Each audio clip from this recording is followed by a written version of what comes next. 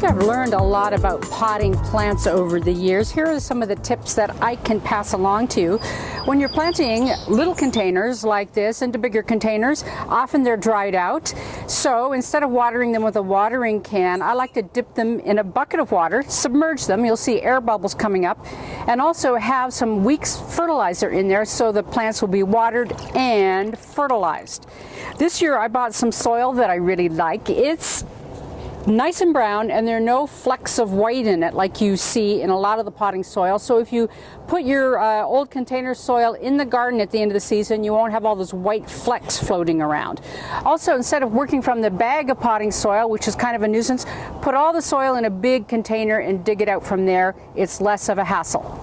After you've put your plants in a container, they've been watered, I still like to tap them on the ground or in a table to settle them into the pot. Just give them a little sharp tap. Also, in the garden, I talked about, in my column in The Spectator, Star of Bethlehem. This is what happens when you try to dig it up. You see the grassy leaves. If you look closely, there are all these little bulblets. Those are the things that spread and make your garden look like a mess.